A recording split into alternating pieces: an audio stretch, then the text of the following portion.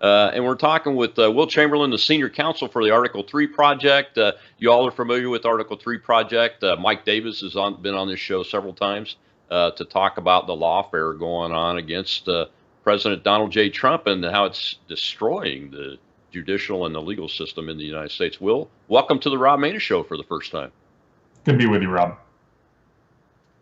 Hey, man, as a military commander with court-martial authority, I signed off on search warrants before. I've signed off on use of deadly force policy during searches before in that context.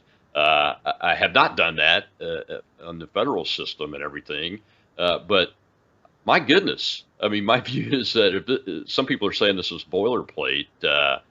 Didn't look like it was all boilerplate to me, but if it was, I mean, my view is it's just extremely poor judgment because this is a very unique, first of its kind, only of its kind circumstance, right? Exactly. I think you've nailed the problem and you described it correctly. It's not that this language is unique, right? Like this language does appear in search warrants on a regular basis. It's that they didn't take the time to realize we are raiding the residence of the former president of the United States. And we need to think hard about how our normal language applies in that context. Like, are we really going to authorize the use of deadly force at Mar-a-Lago? Is that something we're really going to do? And then that also should have given them a double take to think, like, is this the only way we really can get these documents? I think Shipwreck Crew does a really good job of outlining that this is yet another reason why it was so appalling to go for the warrant in the first place. This is not the only way they could have gotten these documents. They could have done it via subpoena. They could have continued to use the grand jury.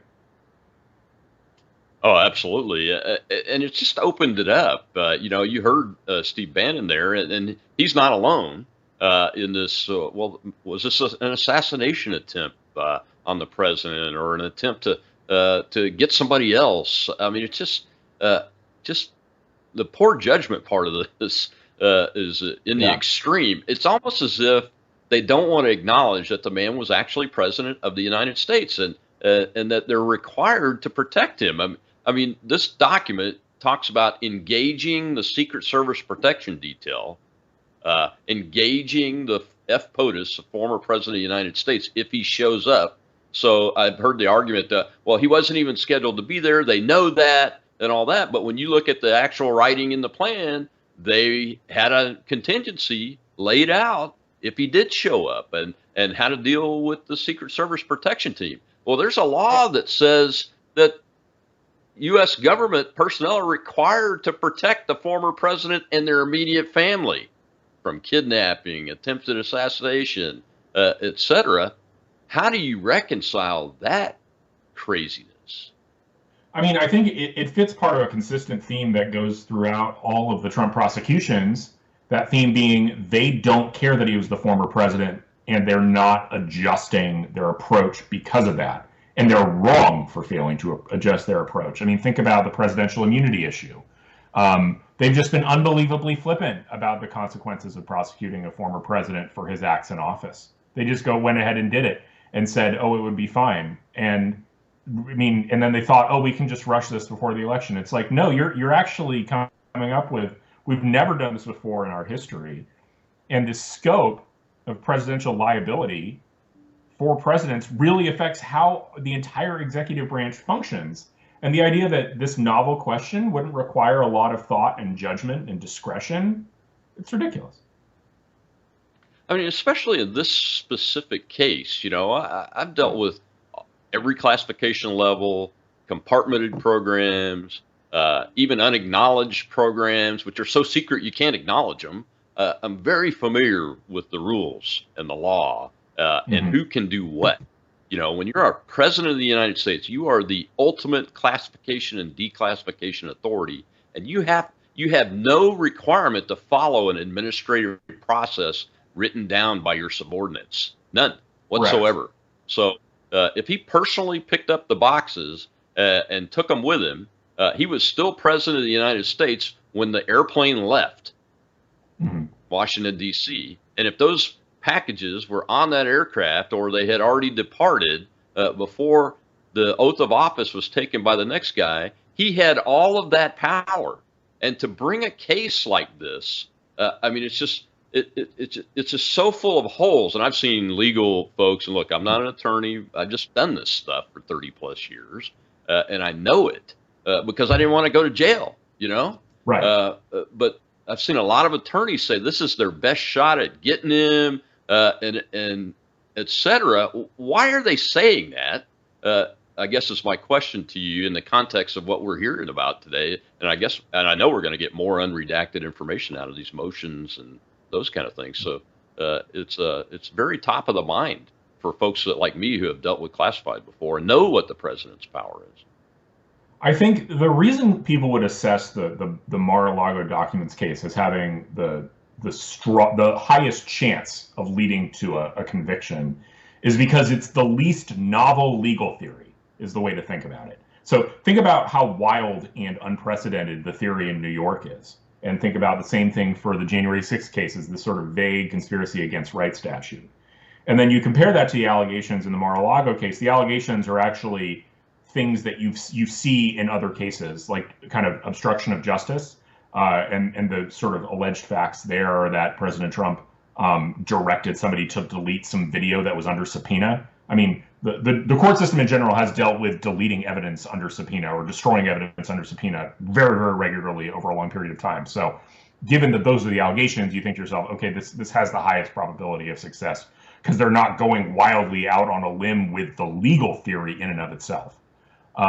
So that's why I would assess that that's true. That said, all of this is still just part of this enormous lawfare campaign that nobody really needs to take seriously. Like when they indict the leading presidential candidate 4 times in 4 different jurisdictions in a little over 4 months, you don't have to sit here and assess the merits of each individual indictment to understand what's going on. It's an attack. It's lawfare. Yeah, it's election interference at its highest order. I agree with President Trump when he says that. I mean, he's not even being hyperbolic. He's just stating a fact, you know. And to think that, well, let's just show the video, show clip. I think it's the Garland clip about how he approved this, Mr. Producer. There are, however, certain points I want you to know. First, I personally approved the decision to seek a search warrant in this matter. Second, the department does not take such a decision lightly. The department does not take such decisions lightly, and I personally approved this search warrant. You know, essentially, the Biden administration, the President of the United States, approved a search warrant with an authorization to use deadly force on a former president's home, his facilities, his personnel. I mean, this warrant had direction to clean out to go into every room if necessary, find out who was in what rooms that might be staying in the hotel part of this compound, and shouldn't Garland be held responsible for that? I mean, that if the president had shown up or if his family were there, they broke the law. Really, when you look at the law, the federal government's required to protect this man and his family. Yeah, and I think the whole thing goes to what a appallingly bad judgment Merrick Garland has. Let's remember, Biden got caught doing the exact same thing. He got caught, and not the exact same thing, actually, substantially worse. He had mishandled classified information, not from when he was president, but from when he was a senator and from when he was vice president. And in that period, he had no authority to take classified information out of the SCIF. So he did that. He was caught with that, and yet the government's not prosecuting him and saying that he won't be prosecuted, but they are continuing their prosecution of President Trump, who was the former president and did have declassification authority. It's an embarrassment to our government. It's yet another reason why all these people need to be replaced. I mean, I talk to a lot of people, you know, I hear from people who are never Trump, and they say, oh, you know, nothing will change, nothing's worse. It's like, no. The Democrats will literally use every ounce of their power to destroy Republicans. So if you consider yourself a Republican, you friends don't let friends vote for Democrats. It's an absurd thing to do. Yeah, that's almost unbelievable, Will. So there are Republicans that still believe that they won't be caught up in this clown show and have their careers, their livelihoods destroyed I don't through know. lawfare, like what they're doing? I don't understand. I'm not sure I understand their thought process. I feel like some of them are still very, very angry about the primary or something, where it's like, okay, well, the primary election's over, guys, and now it's, it's our party versus their party. I mean, I think President Trump will do a fine job in his second term, but the election isn't just about who sits in the Oval Office behind the Resolute desk. The election's about the 2,000 people who run the executive branch and all the executive branch agencies. And that includes DOJ, that includes FBI, that make all the hiring decisions, that impose all the policies internally, that make all the decisions that require discretion. That you want Republicans sitting in those chairs. You just do. It's obscenely irresponsible to let Democrats have those jobs. Oh, absolutely. And you want Republicans that are signed up to America First policies or whatever the policies the president, their party is running on and gets elected on. I mean, we really need that more than ever now. Well, we got to take a break. Will, I want to keep you over and talk a little. I want to show a little bit about what some folks that do know better are saying about this issue, but also get an update on what your thoughts are on the as this trial in New York City, if you can call it that, winds down. I'm talking with Will Chamberlain, the senior counsel for the Article 3 Project, which does great work in fighting this lawfare under the tutelage of our friend Mike Davis. And now Will Chamberlain's with them, and I'm excited about that. We'll be right back on the Rob Maness Show.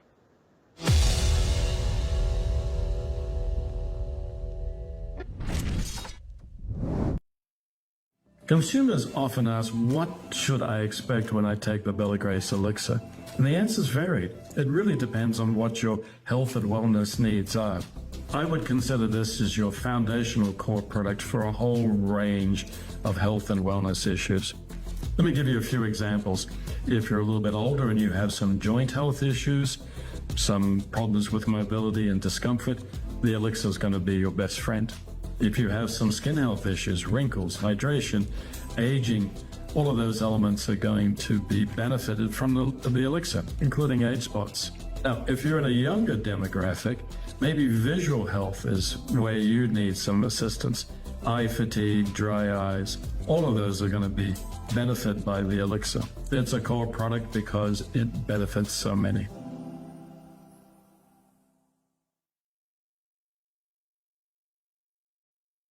A lot of people are having great success with a weight management program with Bella Trim, but it's just a tool. In terms of ingredients, Chromex or chromium picolinate improves the actions of insulin, so you have better glucose management, and in addition, it promotes fat utilization. Fat utilization, or fat burning, is also a feature of metabolite, which are two botanicals that stimulate a switch called AMP kinase, and so you tend to burn fat, reduce belly fat or visceral fat. Who doesn't want that? Metabolite has the ability to stimulate satiety or reduce those cravings. That's really very, very important. And it does that by raising GLP-1 levels. In addition, we've addressed the microbiome by using prebiotics. Healthier microbiome, better weight management.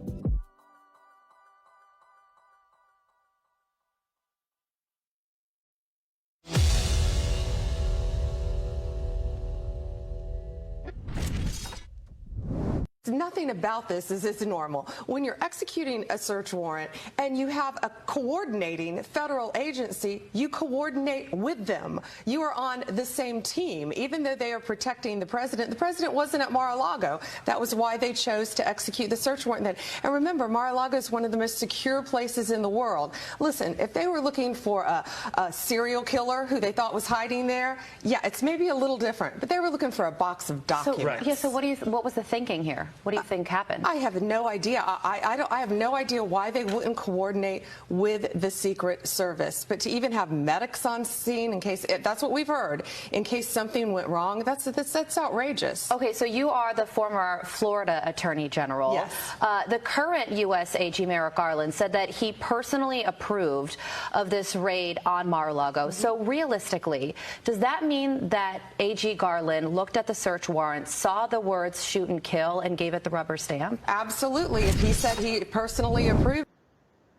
Welcome back to the Rob Maness Show. We're live on our X Spaces simulcast and all of our broadcast channels and networks today. And we're talking with the senior counsel for the Article 3 project, Will Chamberlain, today about this issue. And Will, I wanted to get your take on this before we get the update on the New York kangaroo court up there. You know, that was Pam Bondi, the former Attorney General of Florida. Yes, she's a pro-Trump person. I get it. I've endorsed him myself, but still, it's not normal, is what she said. Dan Bongino, who served as a federal agent and in various levels of law enforcement, actually taught federal search warrant procedure before. This is not normal. Judge Janine, this is not normal.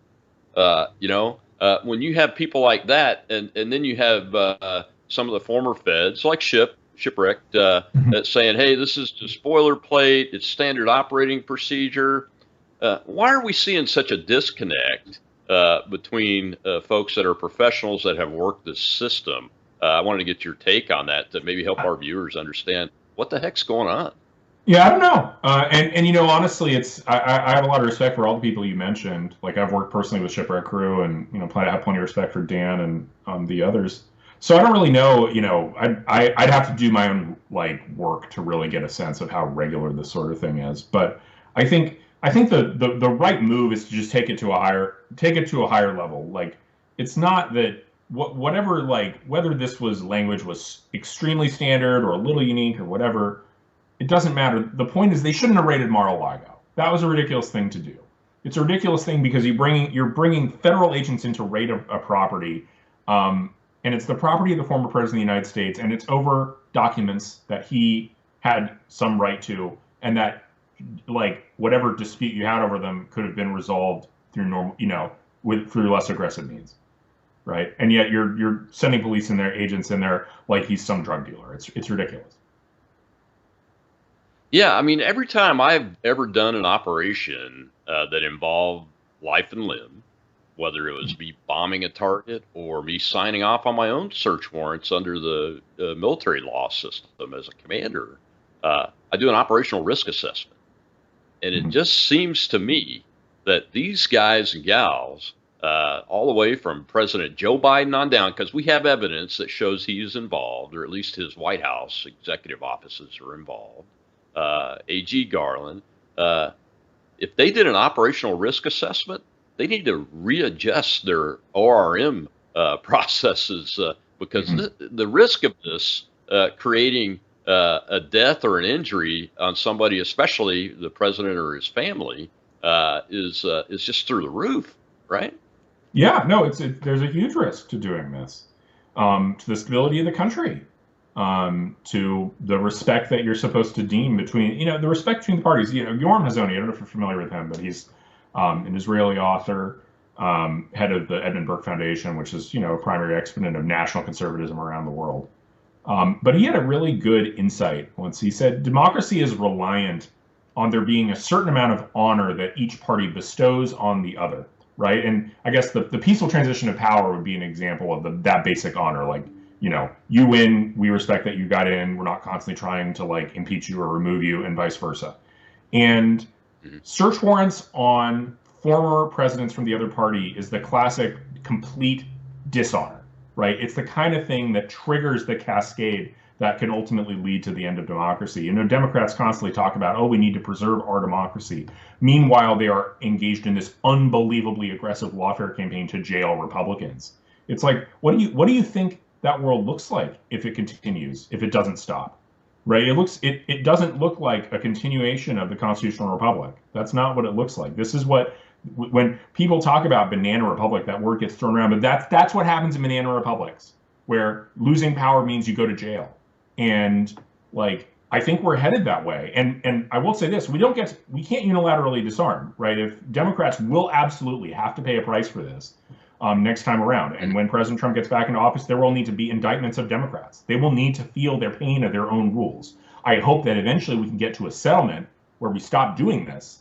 But Democrats have to understand what the pain of these rules. They never, ever do. I mean, think about the independent counsel. They were so happy about independent counsels until Bill Clinton was subject to one. And all of a sudden they're like, oh man, these independent counsels, they're not great. Yeah, right? They're so high on lawfare against their political opponents, they need to understand what lawfare feels like coming the other direction before they'll ever be willing to come to a settlement and bury the hatchet. Yeah, in the nuclear world, we call that mutual assured destruction. It did work. It's a terrible thought, but it did work because it puts in your adversary's mind constantly in every minute of every day that if they're going to make a decision to use a nuclear weapon, the risk is too high. And so I've been advocating for a legal mutual assured destruction policy from the Republican side for quite some time now, because I mean, this is when you just look at this New York trial in this courtroom up there, Will, I wanted to get your update on it. I haven't seen the last week and then the whole 4 weeks of this clown show. That is the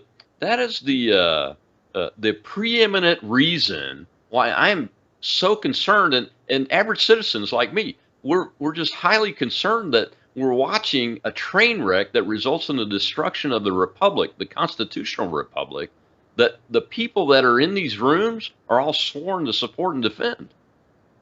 Yeah, I think the New York trial is a disgrace. It's a disgrace for a variety of reasons. I mean, the fact that you're relying on Michael Cohen as your star witness, a disbarred perjurer, person who breached his duty of loyalty to his client and sold his client's confidences, repeated, and this is a funny thing. I even just realized this today. Michael Cohen's testimony, which you're supposed to believe, is that Donald Trump was such a micromanager that he was aware of every single detail of this transaction, this alleged transaction with Stormy Daniels. And yet Michael Cohen also admitted on the stand to embezzling $60,000 out of this very transaction, right? So you're embezzling from a micromanager? Really? That's your testimony?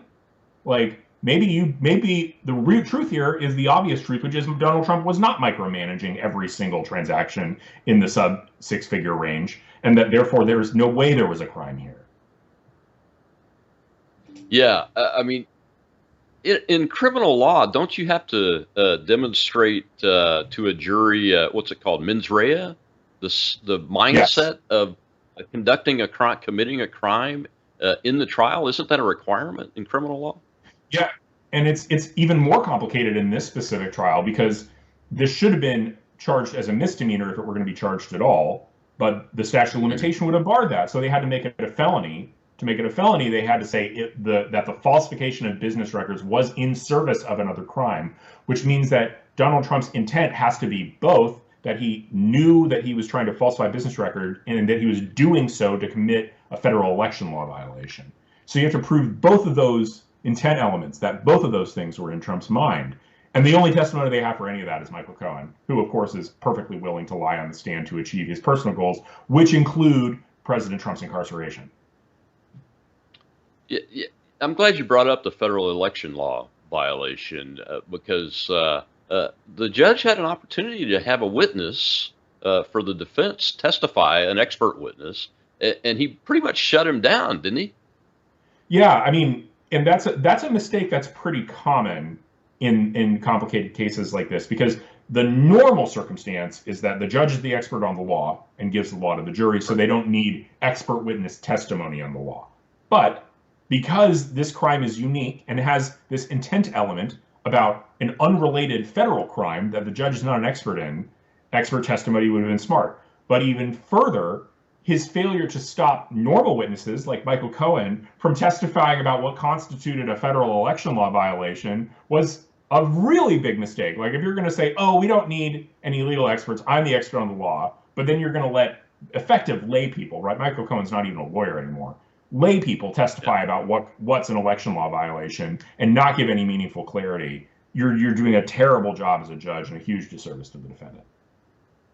Yeah, and then they had a big fight over the instructions to the jury about these same issues. And the judge seemed to go with the prosecution like 95% of the time in what I read yesterday. And now he's let the jury go home until after the long weekend.